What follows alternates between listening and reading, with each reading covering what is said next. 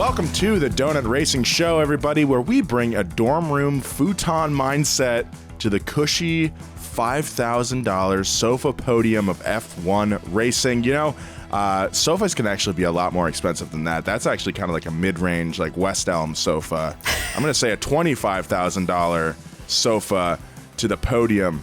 My name is Nolan Sykes. I'm joined by my two co-hosts, auto journalists and couch enthusiasts, Elizabeth Blackstock. Hello, hello. And Alanis King. Hi. Me and my girlfriend are actually looking for a couch right now, not to completely derail the show. And, you know, we got the cats, and that means that they're going to mess up this couch. So I don't want to spend too much money and feel bad about that. So I'm thinking like $1,200 is like my top, maybe. Yeah. I would feel okay with a $1,200 couch getting a little scratched up. Okay, well, here's the thing.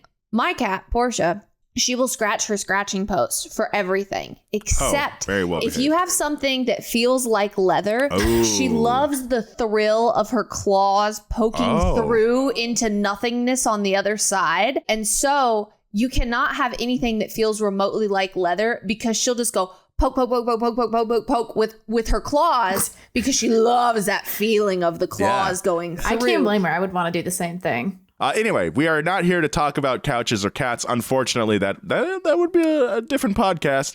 It's a good spin-off. This week, we are talking about the Brazilian Grand Prix. But first, we got to talk about everything else that happened this week. And Elizabeth, I would like to know what is going on with the Las Vegas Grand Prix. Big thank you to our sponsor this week, Indeed, the hiring platform where you can attract, interview, and hire all in one place. Start hiring now with a $75 sponsored job credit to sponsor your job post at Indeed.com/donut. Offer good for a limited time. Claim your $75 credit now at Indeed.com/donut. Indeed.com/donut. Terms and conditions apply. Need to hire? You need Indeed. The Las Vegas Grand Prix is actually currently now more expensive than Monaco. I have crunched the numbers. This is true. The basic 3-day pass for general admission is $500, and you can get way cheaper actual grandstand seats at Monaco. The best seats at the Las Vegas Grand Prix are going to be about $2,000 to $2,500 for grandstands, and it's looking to be about $8,000 to $10,000 for shared hospitality areas. Those premium tickets will come with like free food and drinks and stuff, non-alcoholic, but that's a disgusting amount of money. So wait, are the general admission tickets is different than getting like a seat?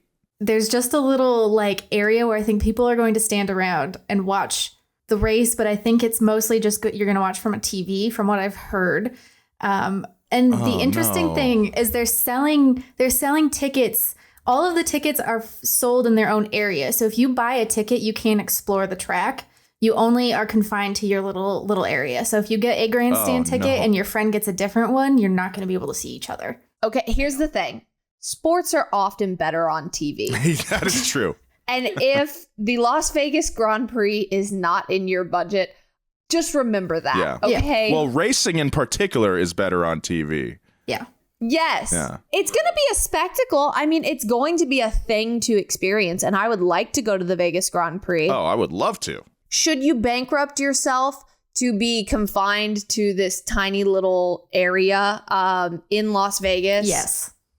And not be able to see anything? Elizabeth says yes. Yeah. Elizabeth says just throw your money at whatever problems you have and they will all go away. Overdraft the account, go to Vegas, don't watch a single car go by except for on the TV. And drink your free Heineken 0%. That's certainly a way to spend a weekend, right? Yeah. Toto Wolff has confirmed that Daniel Ricciardo is being courted by both Mercedes and Red Bull for a reserve driver spot in the 2023 season. Nothing is confirmed yet. Man, I don't know, especially with what happened this weekend with Daniel. I just don't know if he's deserves to be on the grid. Yeah. Well, here's the thing is like, You know, I think a few years ago when Daniel left Red Bull, we were all kind of proud of him, right? Because Red Bull has this huge development pipeline, and kind of once they get you in there, they keep you in there. And you can go to the top Red Bull team for a little while, but then as soon as they're done with you or they don't think you're doing well enough, they'll just knock you down to the junior team, or they'll knock you down somewhere else. Like, you're kind of at Red Bull's expense. They get to decide what to do with you. We see this all the time. We see this with all kinds of drivers, Pierre Gasly, Alex Albon, all of them. Like, you get shuffled, right? Mm-hmm. But we were all kind of proud of Daniel Ricciardo for getting out of the Red Bull system because he wanted freedom from that. And, you know, it had some rockiness along the way, but we were all still like, yeah, Daniel, you did your own thing. You blazed your own trail. And now he doesn't have a ride and might be a reserve driver. And now we're all just like, oh, yeah, this isn't that great. Even when he first left Red Bull, I had my doubts. I didn't think it was a great decision. I understood it because he wanted to be the number one driver and it was clear that Max was number one, was numero uno. But still, there's two paths here. So he goes to Red Bull. It's familiar waters. You know, he knows all the people there. We get a lot of fun social media posts. People love him. But, you know, you're kind of, it's like, you know, you're getting back with your ex at that point. You know, you're looking back on the good times and not realizing that also your ex might be a better driver than you. You know what I mean? So that is something to consider. But going to Mercedes, I think Daniel stands a better chance of being a world champion going to Mercedes than he does with Red Bull. I think I agree with that, actually, because I just don't see Red Bull putting Daniel Ricciardo in his seat, but I could see Mercedes doing it were Lewis Hamilton to retire. Yes. Which, like, theoretically wouldn't be terrible. Daniel Ricciardo's performance this year has just not been great. So also he might just be a reserve driver for the rest of forever, in which case Mercedes seems much more chill and less emotionally chaotic than Red Bull. Yes. I'm assuming the paycheck might be even better than Red Bull. I don't know. They're probably both just going to throw money at problems. You have to consider, okay, if I'm just going to sit around and not be on the grid, just, you know, be a backup for the rest of my life, do I want to hang out with Christian Horner or Toto Wolff? Exactly.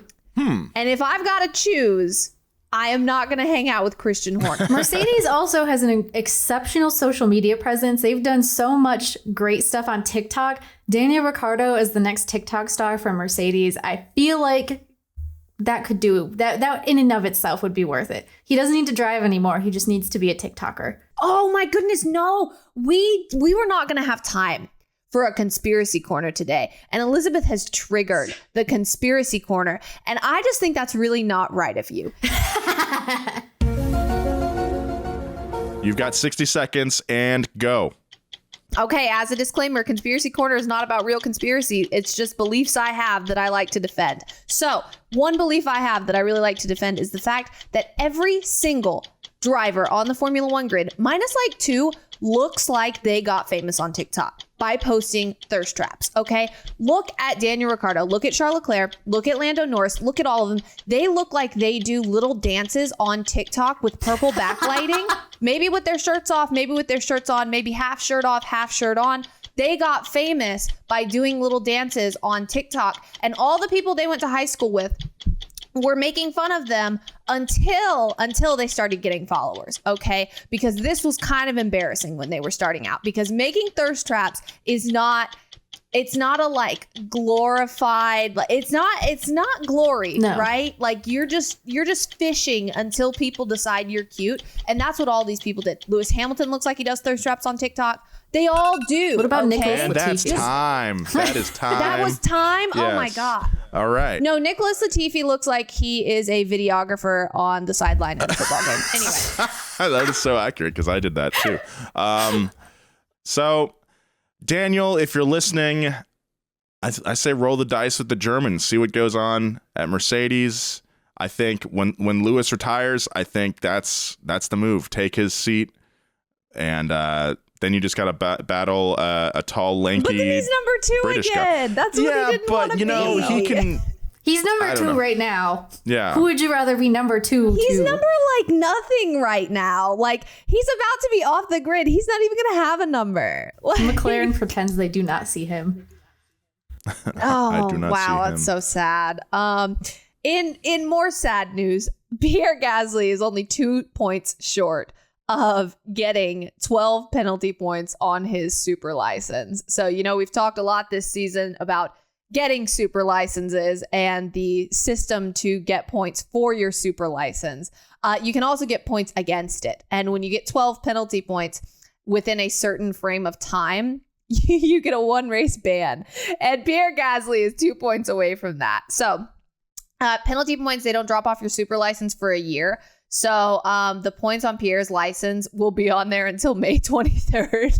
And if he gets 2 more penalty points, this dude is going to have to sit out for a race. And once you sit out, it's kind of like taking defensive driving. They reset your points. Oh, really? So if he sits out, yeah. So if he sits out, we're good. We can drop everything. We can forget about it. He can drive poorly again for like 11 more points. But yeah, so if he sits out, we're good, right? And Pierre has said, I'm not going to lie, it's a very unpleasant situation and quite delicate. In some ways, a bit embarrassing to be standing in a position where I could be banned for a race after the season that I've done.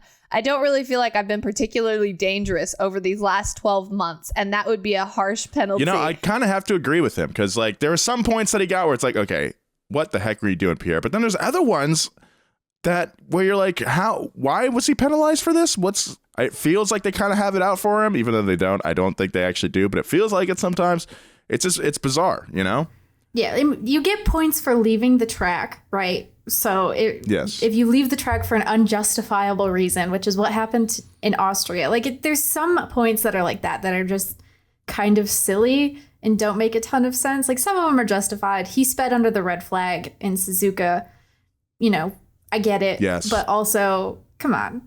Pierre's right. It is a bit embarrassing. It is embarrassing, yeah. It's a bit embarrassing, right? And if you have to sit out, I guess you have to sit out. I think some of those points have been unfair. Like, we had the incident a couple weeks ago where Pierre was speeding under red flag conditions.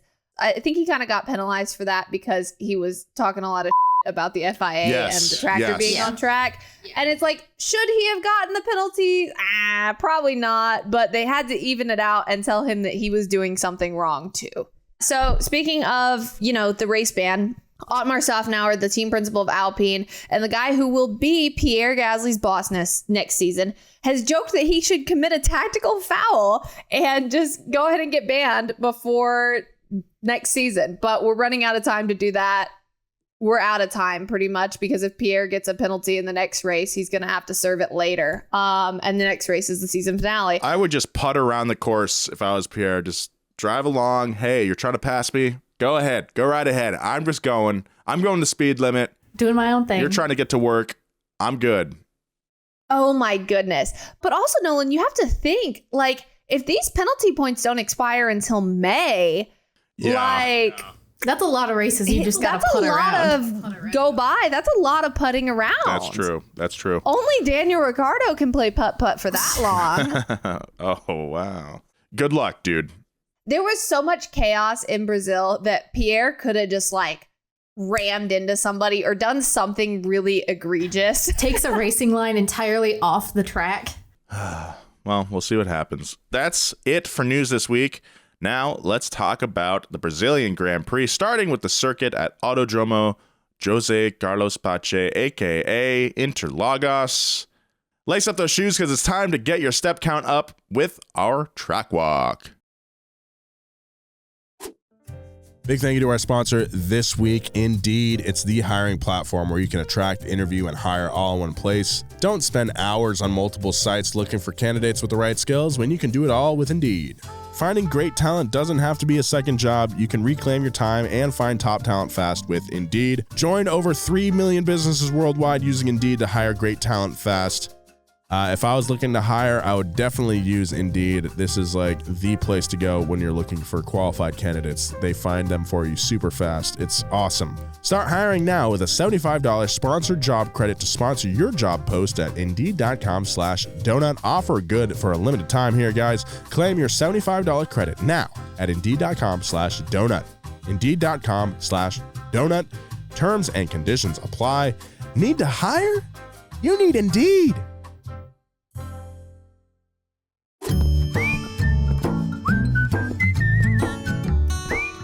Construction on Interlagos started way back in 1938, but it didn't host an F1 race until 1973, likely due to the popularity of Brazilian racer Emerson Fittipaldi. The track structure is inspired by 3 primary circuits: Montlhéry in France, Brooklands in the UK, and Roosevelt Raceway in the US. Like many pre-World War II tracks, Interlagos has banked corners with drivers beginning on a half oval. This is interesting because between 1957 and when the track returned to the F1 calendar in 1990, Interlagos could be run as an oval. The race itself is 71 laps at a 2.68 mile long lap itself, and the lap record is held by our favorite nudist, Valtteri Bottas, with a lap time of 1 minute, 10 seconds, and 54 hundredths. So I love this track. I don't know about you guys. You know, it's like a perfect mix of, you know, F1's kind of heritage, but also being a somewhat modern, it has a modern feel to it still. Yeah. I really love it, especially, you know, not to bring in sim racing into this, but I definitely love doing it in iRacing. You know, doing it in a sim definitely made me appreciate a lot more from just a viewer perspective. Like that middle section is so hard to pull off. So when you hear the broadcasters talking about the middle sector and how technical it is, like it really is. It's really difficult. It's not like a Herman Tilke track that's like unnecessarily technical for technicality's sake. It's like they just took the land that they had, and those are the best courses where it's like they have a plot of land and they're like, how can we make the best track out of this? It follows like the slope of the property and everything. That's one of my favorite things about it, is like it follows the elevation changes. And I'm adding, I was telling myself this weekend, I'm just going to go to Brazil next year, but I'm also trying to go to 1,000 other races, including Le Mans. So perhaps I will not next year, but one year I will actually go to Brazil because I want to see that track in person. Cool. It's just beautiful, and you never know what you're gonna get. You know, over the course of the weekend, we had rain, we had hot weather. You know, everything. It's awesome, and I love this. I love Interlagos. I do. I really like the elevation changes, just like y'all were talking about. It's just a very like pretty track, and I like watching the cars go into the corners and just kind of like dip like a little roller coaster. It's fun. It has a nice really soothing flow. Like just an ASMR racetrack.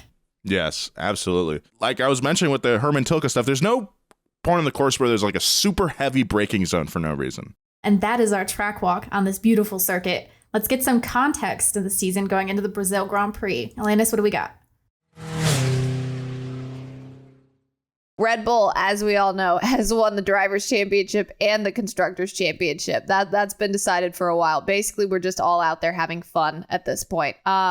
There's still some spice, though, because even though first place is decided, all the other places need to be decided. So going into Brazil, Mercedes was closing the gap with Ferrari for second place in the Constructors' Championship, which, if you consider the beginning of the season, is kind of wild, because at the start of the season, Ferrari was super fast and Mercedes could not do a single thing. And Ferrari has messed up so many times that Mercedes is about to pass them for second, which is really bad. Sergio Perez and Charles Leclerc are still fighting for second in the Drivers' Championship, which is about to create a lot of drama. Meanwhile, McLaren and Alpine are wrestling for fourth in the Constructors' Championship, with McLaren only 7 points behind Alpine. Alfa Romeo and Aston Martin are battling for sixth, while Aston Martin is just 4 points behind Alfa. Haas are holding on to eighth in the Constructors by only 1 point over AlphaTauri. Man, I didn't realize that AlphaTauri was doing so bad. It's because Pierre has all those penalty points. That's true. Yeah, he's scoring the wrong kind of points. And remember, each position is worth millions in prize money, and the points this weekend could be crucial. Because this was a sprint race weekend, we had qualifying on Friday afternoon, which was packed with interesting moments. Kevin Magnussen and Haas scored their first ever pole position. Hey. Absolutely wild. Yeah, that came thanks to rain in Q3. K-Mag was one of the first out on the pit lane, which means he got a very quick lap before the rain came down. And then a red flag came out after George Russell crashed and beached his car, and the session never got restarted. So K-Mag held on to that time. It was delightful. You could see Gunther Steiner just having a perfect moment. Just a beautiful, lovely moment for this team that's been struggling for so many years, you know. I mean, it was a lucky break for them for sure, but, you know, that just adds to team confidence. Like, again, I feel like I say this every other week, but, like, this game is all about the teams, every member on the team gaining confidence from these moments like this. So very happy to see it. I thought it was really adorable when Kevin Magnussen won the pole. He literally crossed his eyes in excitement, and everybody thought it was so cute that later they were taking photos of him crossing his eyes again to cross his eyes. It was like a victory thing. I don't know what happened, but it was really cute. That pole largely came down to strategy. Strategy also totally ruined Ferrari's qualifying. The team was banking on the fact that it would rain on the outlap for everyone, so they put Charles Leclerc on intermediate tires. It was the wrong choice. He started 10th. It was bad news bears. Verstappen qualified in second for the sprint race, and George Russell, despite his little spin, was third. I'm actually like a really big proponent of sprint races because it's more things for me to watch.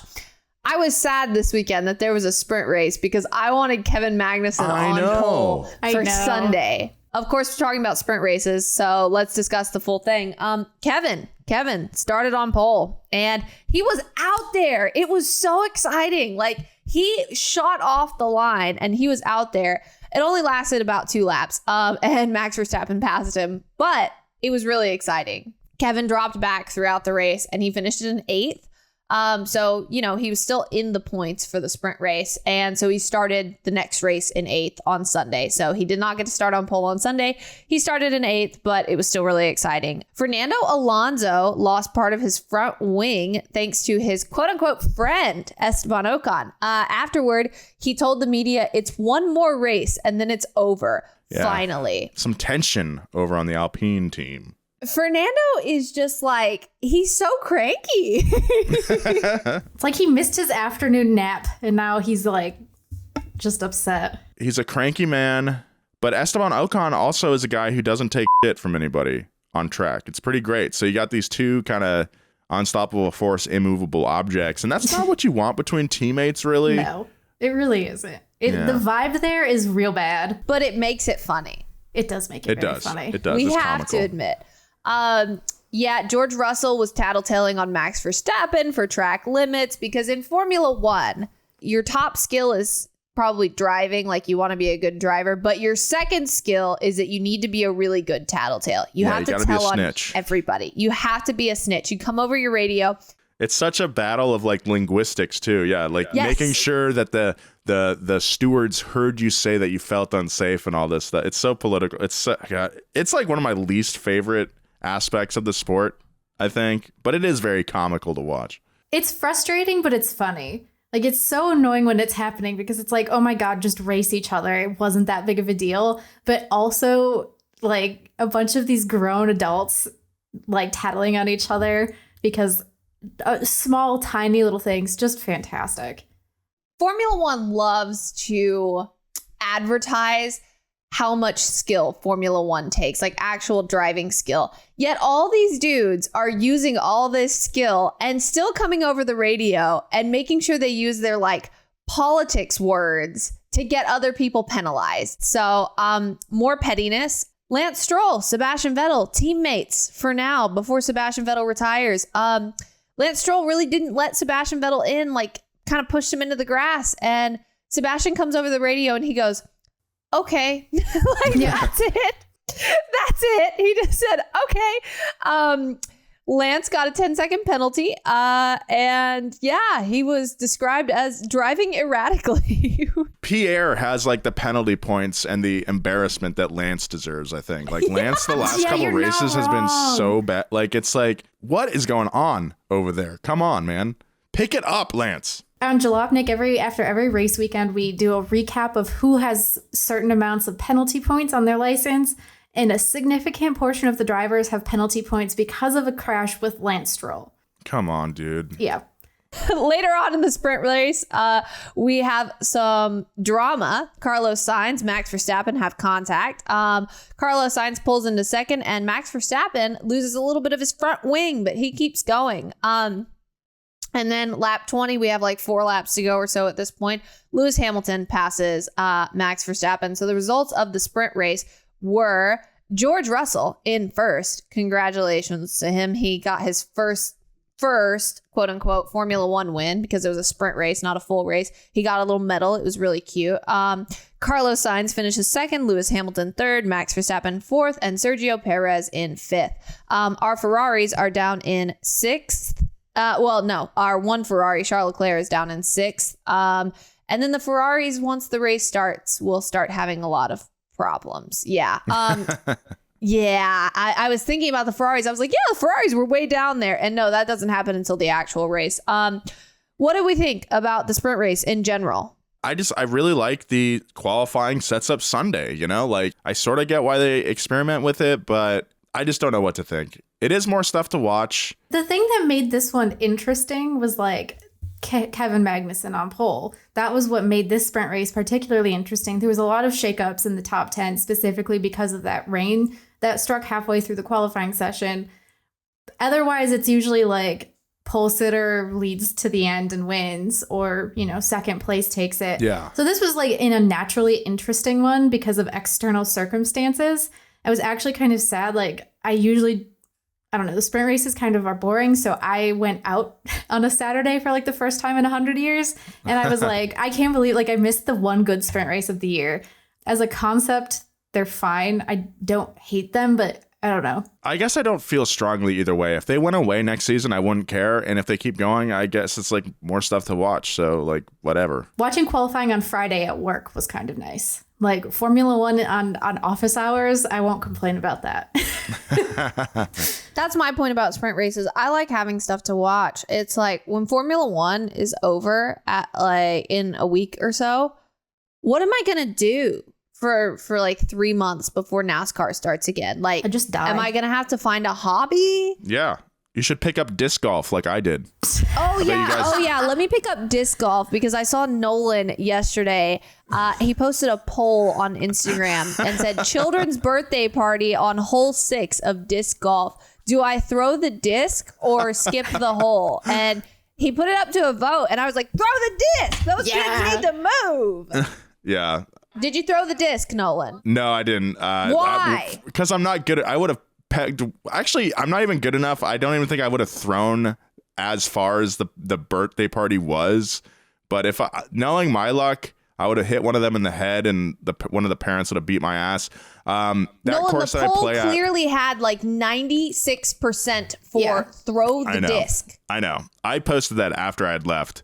Okay, let's get into our race.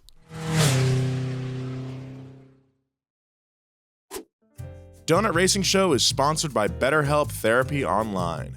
Oh man, this weekend I was mounting my TV on my wall. It took me a little while. Thankfully though, I had an instruction booklet that came with it, and it came with a template. I was able to find the studs, mount it to the wall. Made me wish that everything came with an instruction manual, including life. But unfortunately, life does not have an instruction manual. However, BetterHelp Online Therapy is basically the next best thing. BetterHelp therapists are trained to help you figure out the cause of challenging emotions and learn productive coping skills, which makes therapy the closest thing to a guided tour of the complex engine called you. I think therapy is hugely beneficial for everyone on the planet, basically. You learn coping skills, you gain self-empowerment. BetterHelp is a wonderful first step. As the world's largest therapy service, they've matched millions of people with professionally licensed and vetted therapists available 100% online. Get unstuck with BetterHelp. Learn more and save 10% off your first month at betterhelp.com/DRS. That's BetterHelp, HELP.com/DRS. Thank you very much, BetterHelp. Okay, so the finishing order from the sprint decided the starting lineup for Sunday. The first three spots on the grid were George Russell in his second pole position ever. You had Lewis Hamilton with his first front row start this season, and then behind him in third place, Max Verstappen. Let's see if Verstappen can take the victory. Some notable shakeups included Carlos Sainz taking a 5-place grid penalty after his 6th new internal combustion engine of the year. He did finish second during the sprint. He split the Mercedes, but had to take that penalty. And Alex Albon, unfortunately, DNF'd the sprint to start in 19th. And Yuki Tsunoda starting from pit road behind Alex. Very unfortunate for the Williams driver. But, you know, that's how it goes when you're on Williams sometimes. No offense. Ouch, Nolan. With the sprint race out of the way, the grid is set. Sunday comes around. It's go time. This is the Brazilian Grand Prix at Interlagos. All right, let's talk about Haas. So Kevin Magnussen's qualifying run, we've covered that. It was amazing. Everyone in the paddock was stoked. He did his best in the sprint. And then the green flag happened for the race, and Daniel Ricciardo hit Kevin Magnussen on turn 8 of the first lap. That was so sad. It was so sad. As it was happening, okay, like Kevin's going around the corner. Daniel's coming in a little too hot. I'm like, I had like one of those moments, like it was like an adrenaline filled moment where time slowed down. I was like, Danny, you're going to crash. You're going to crash him, Danny. You're going to spin. And then he did. He spun Kevin out. Kevin pirouettes. And Danny almost gets away scot-free until Kevin's car comes back for retribution, as Crofty said during the race. That's so funny.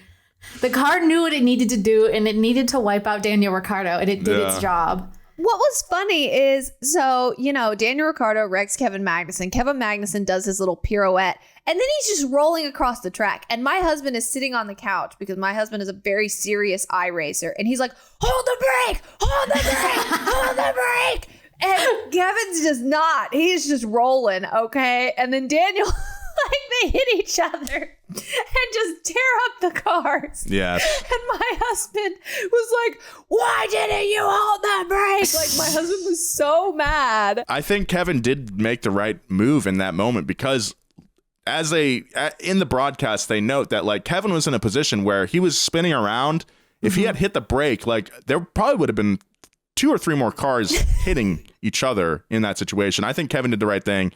Did take out Daniel, and you know what? That's what happened. Like that some instant karma, I think. It really was. Both of those cars were wiped out. Neither finished the race, and that led to our first of several safety cars. Which is wild because, you know, the rule with Formula One is no one knows how to drive for a lap, right? That's the rule. Like, you get through the first lap and then we're good. Nothing's going to happen.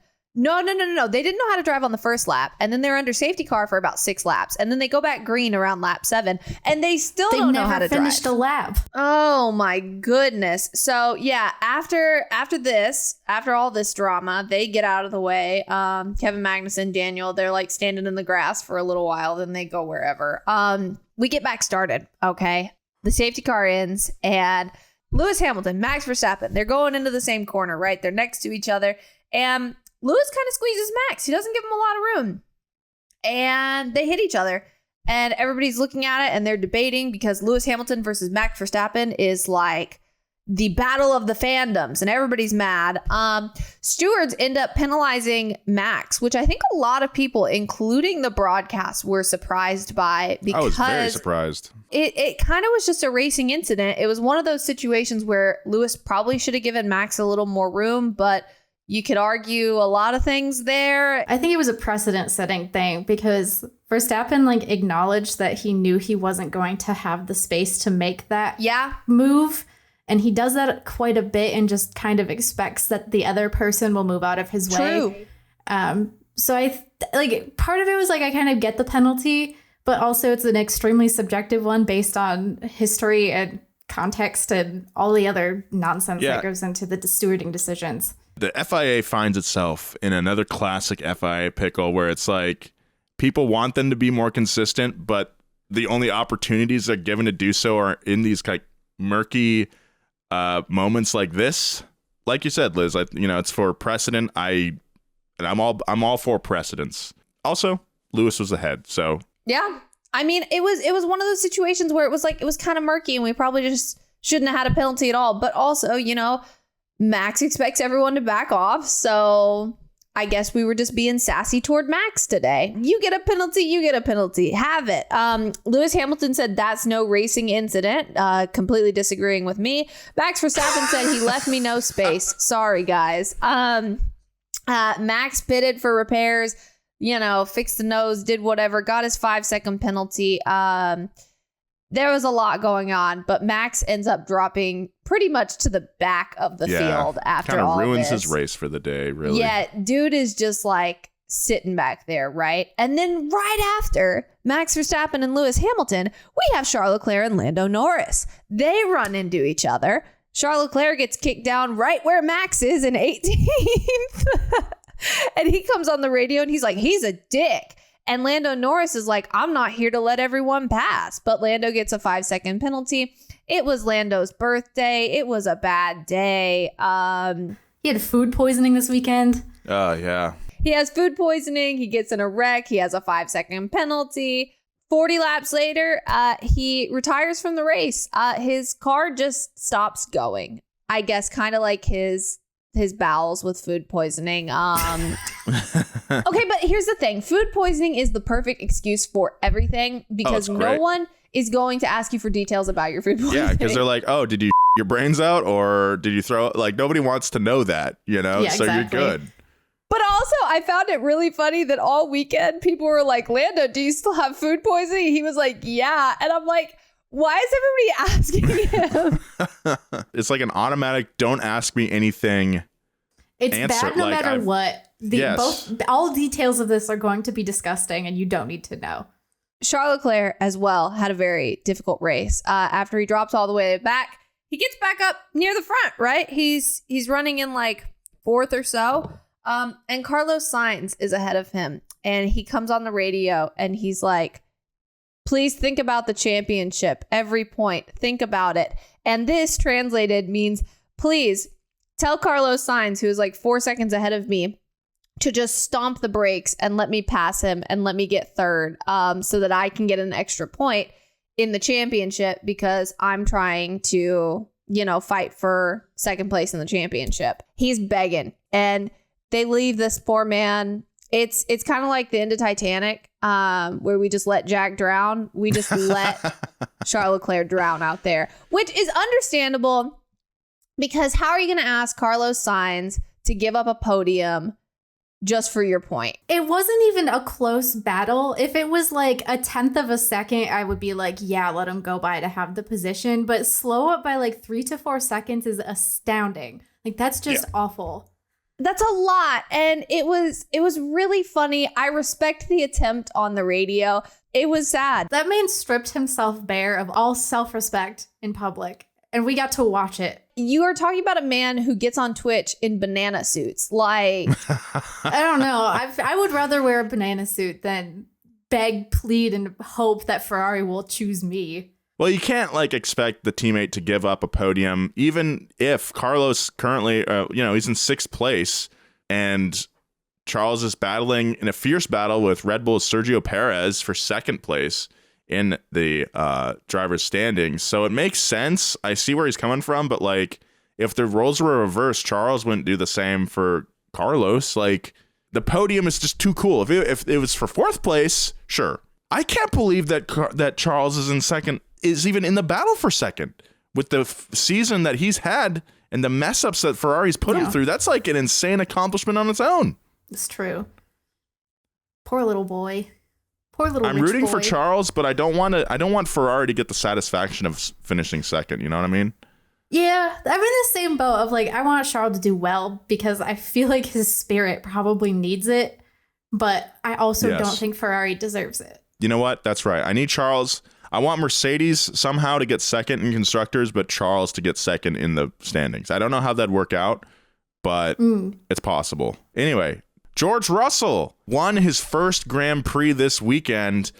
George had a great weekend after his little spin in qualifying. He won the sprint race, then reached his first pole position in Formula One, and even got the bonus points for the fastest lap. This is actually the first Mercedes win since Saudi Arabia of last year, and Mercedes' last 1-2 was in 2020.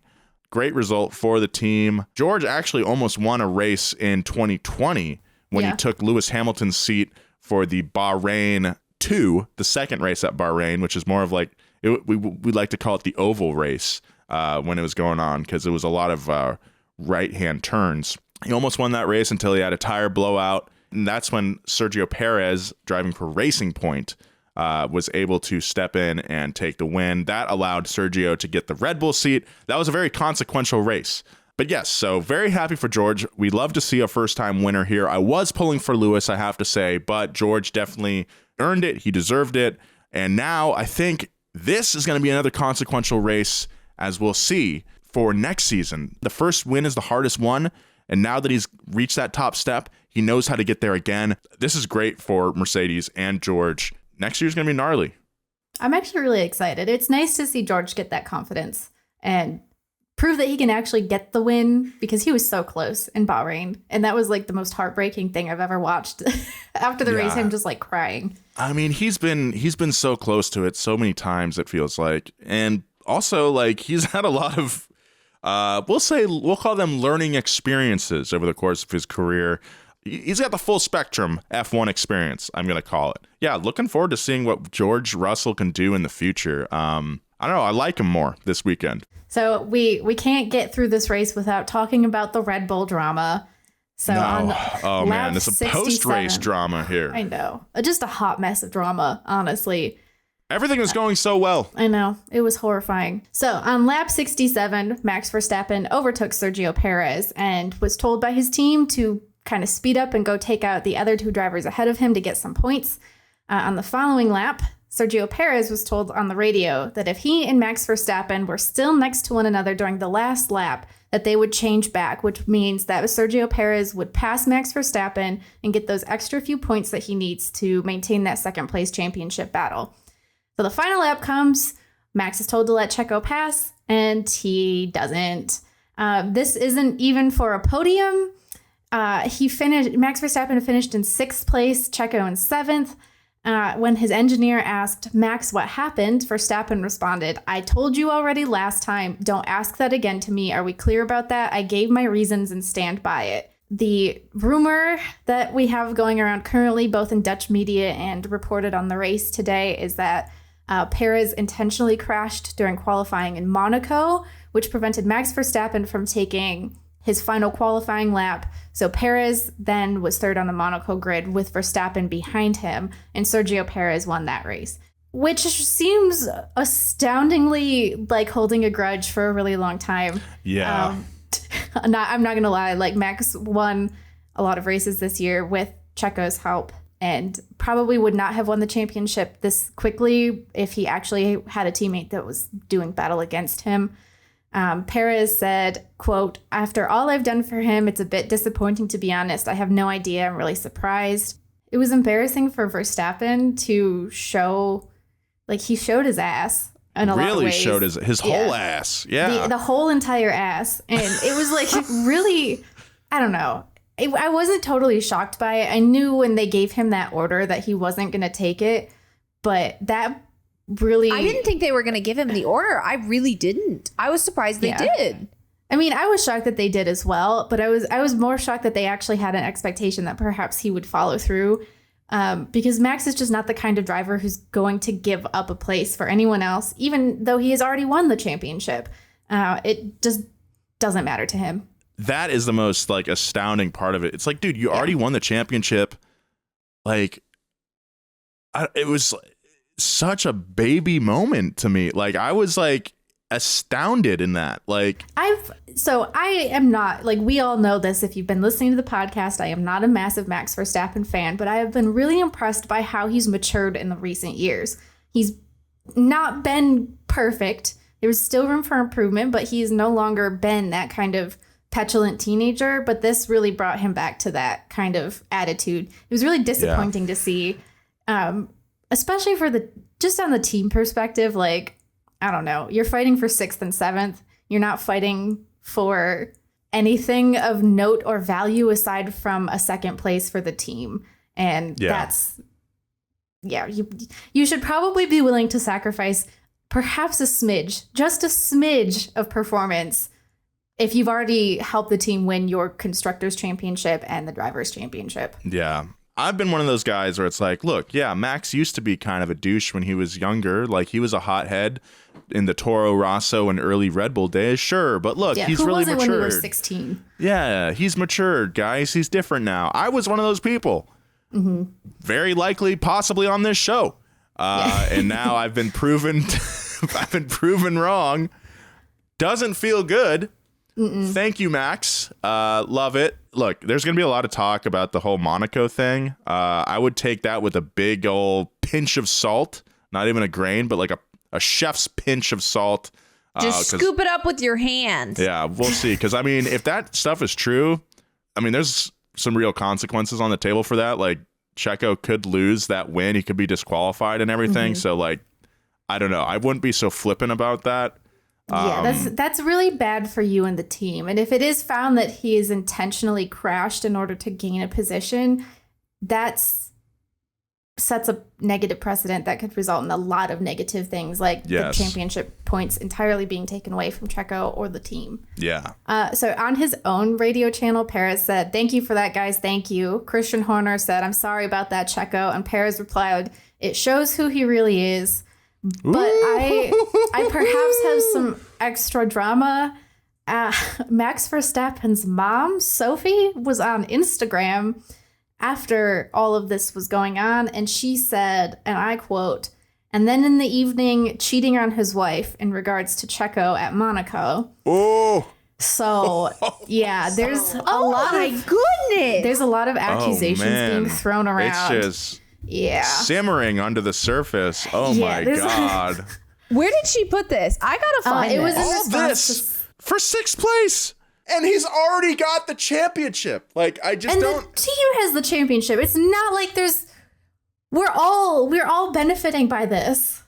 If I'm Christian Horner right now, I'm like, this is a PR nightmare. Can you imagine just like dragging your into public? Like, can you imagine Max Verstappen's mom logs on the internet and she's like, "All right, let's go." For 6th place. Like, you're not even the main story of that weekend. You have like a so-so race. All the press is going to be all about George and everything this week. It's going to be great. Like, blah, blah, blah. Kevin Magnussen still might be getting some press. And it's like, then to go and do this is just such an own goal, like unforced error of massive proportions. All this stuff's coming out.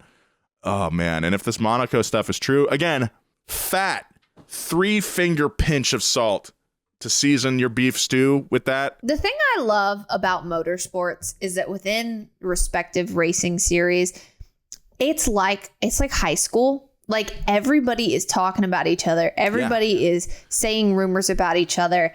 And, you often have to kind of like nudge your way in there to hear the rumors. But no. We're just logging on Instagram and posting stuff now. Like, oh my goodness, this is a lot. Alanis, it's because a lot of these drivers don't even go to high school. They get homeschooled while they're traveling around the world doing their racing thing. They never leave high school. This is high school for them. God. They never graduate because they're gonna look back and this is gonna be the best time of their life. No, it's never getting any better. Oh no. Okay, we have to assign everyone a click. So what I want everyone to do is log on to Formula1.com and click drivers, and you're going to get the full grid of drivers. And we're just going to go one by one. We're going to assign everybody a click. Max Verstappen is on the soccer team. Okay. He's like the ultra jock. Yeah, he's like a total ultra jock on the soccer team. He doesn't talk to you. He'll huff in your presence. Like, he'll be like, ugh. Total jock, but not on the football team. He's on the soccer team. Valtteri Bottas, he's in band. He plays the French horn. He is absolutely French horn, yeah. He picked the instrument that like wasn't an option, but he wanted it anyway. Yeah. Absolutely, Yeah, he had to special order it from the music store because the school didn't have it in their in the armory or whatever they call it. Charles Leclerc drives his Porsche Boxster to school because his parents wanted to buy him a nice car, but he didn't know kind of what car. And so instead of picking like a 911 or something like real cool, he was like, yeah, Boxster. He's the rich kid who doesn't have any sense of what's actually cool because he's never talked to anyone outside of rich kids. Yes. So he's wearing like all the name brands and everything. And everybody's like, oh, you don't get out much, do you? Checo is on debate team 1 and 2. He's on whatever the school equivalent is of like, mock government. So like world government. Yeah, it's like student UN. Yeah. Student UN. That's what he's on. He's a student because if you look at Checo looks like a local politician. Like he really does. He does. He owns like a very successful chain of restaurants and is also on the city council. Yeah. Yes, exactly. Student UN. All right. Let's go down the list. That's so funny. George Russell. George Russell George Russell is the smart kid. Like he's the teacher's pet. You also forget that he's in band. Oh yeah, absolutely. Yeah. He's a cool kid. He hangs out with the cool kids. He's the one that like bounces between. So he's like the smart kid, but he's also a jock, but also like he's nice to he's the lettered losers. in a lot of stuff. Lewis is like the coolest guy, and that's because I'm biased. He does art and he makes music, but like the music is actually good. Yeah. Yeah. He runs this school. Yeah. Carlos also on the soccer team. Yes, but like everyone thinks he's cute, but like in a goofy way. Like there's just not much going on up there. But everybody's like, oh, he's cute. Right? Okay, sure. Yeah, you're not wrong. Right, that's what he looks like. We're going based on like looks and vibes here. Lando. Yeah. Lando's the anime kid. Lando is the anime kid. Yeah, totally. Esteban's also an anime. Well, Esteban is more. But he's captain of the basketball team too. Oh, I was gonna say he looks like he plays board games like D&D.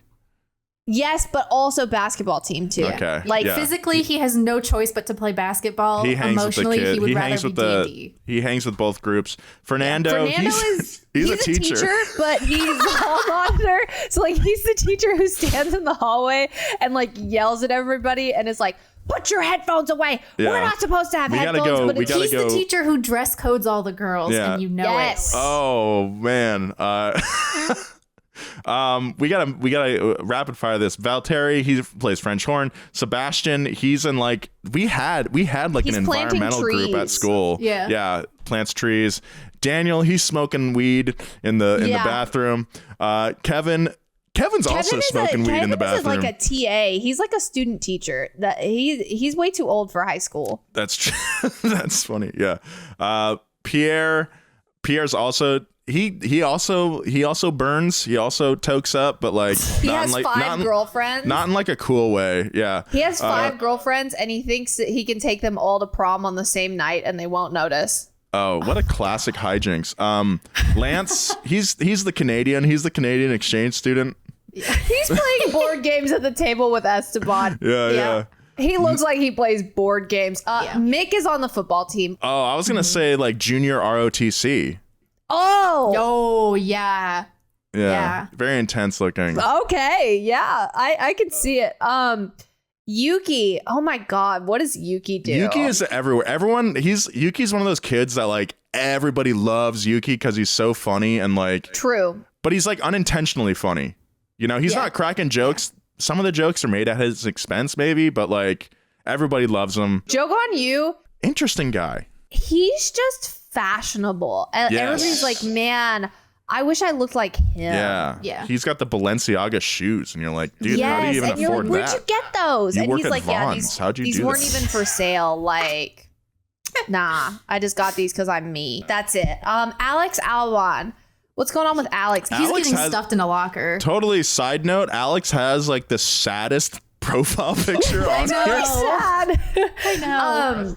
Alex is on the competitive writing team at school where they give you essay prompts and you have to write stories with the prompts. That's lovely. Nicholas Latifi. This dude is in AV club. He's audio video tech. Oh, yeah. Yeah. Okay, yeah. Yeah, you're Nick right. DeVries, like I mentioned, he looks like a character from Recess. Nick DeVries is the middle schooler who takes some high school classes. That hurts. Ouch. That's so funny. And then Nico Hulkenberg, he's the guy who shows up like once a week. Yeah. Nico Hulkenberg is a student teacher that graduated from the school that they're all at. And he keeps coming back. Yeah, he's coming back. Because he thinks everybody's going to like him. Yeah. All right, please, if you have other thoughts, tweet us at Donut Racing Show on Twitter. I want to hear what you guys think. That was a great race. I have a new segment I want to do at the top of each episode. Maybe next time we'll do it. Called Skip, Skim, or Relive, okay? You know, I like to think of this podcast is that you can like listen to it and not have to watch. If you miss the race, you can listen to the show and kind of get the vibe of the race and be good for the next one. And the vibe of everybody's personal lives, evidently. Yes. But like there's certain races that you do not have to watch, that you do not have to want. You don't have to watch them. There's ones where you can watch the highlights, and then there's ones where you should watch the whole thing. This is a relive for me. I think you got to watch the whole thing again. If you missed it, great race. Our race results this week, we got George Russell winning it, taking it home with Hamilton in second place, Carlos Sainz in third, fastest lap by your George Russell. Driver of the day voted was Lewis Hamilton. So after the race, the World Drivers' Championship is looking pretty intriguing. Going into the final round at Abu Dhabi, you got Sergio Perez and Charles Leclerc tied for second place with 290 points. Mercedes is still on Ferrari's tail with only 23 points to go for second place in the World Constructors' Championship. And Alfa Romeo is only 5 points ahead of Aston Martin for sixth place. Abu Dhabi is not the most exciting track, although now that they've changed it, it is a little bit better. So I'm looking forward to it. Looking forward to getting up at 4 a.m. for this one.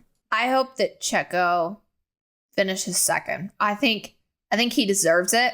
I think this man has loyally served his race team. Yes. Done whatever they have told him. This man, he defends. He defends like his life depends on it. When Red Bull tells him he needs to do something, this man deserves it. He is the ultimate golden retriever for Red Bull. Does whatever they say. Sit, walk, whatever, roll over. He does everything they say, and he does it.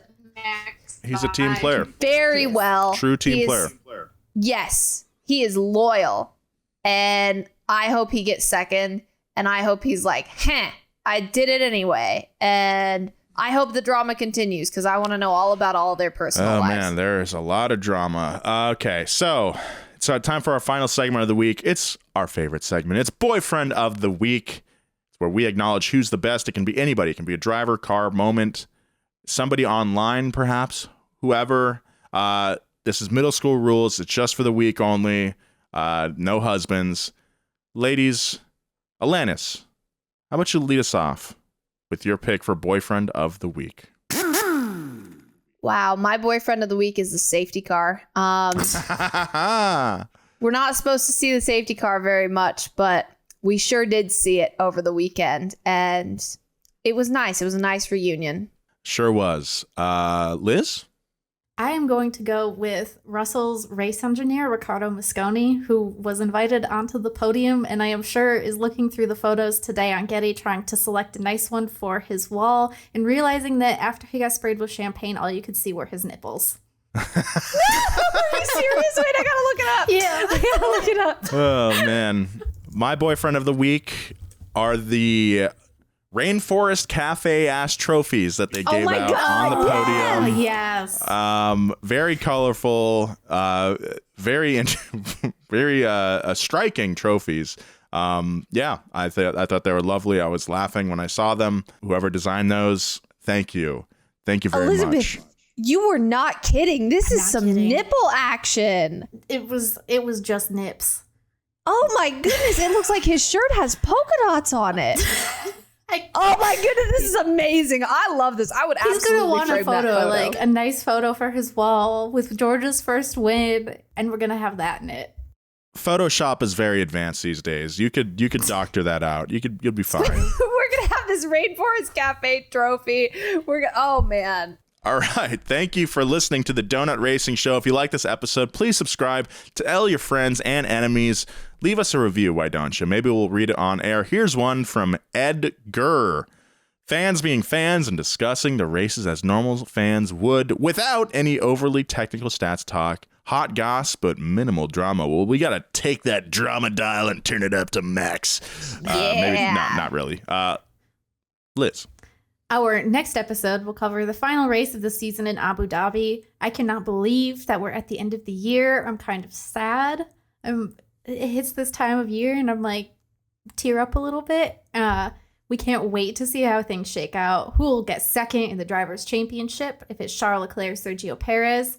Will Max block Sergio's chances at a second place? Can Mercedes close the gap with Ferrari? And how will the best of the rest shake out? So, here's my suggestion. If you're listening to this and you are in any way connected to the Red Bull racing team, if you work there, if you know anybody, I need you to plant some issues between Max and Checo.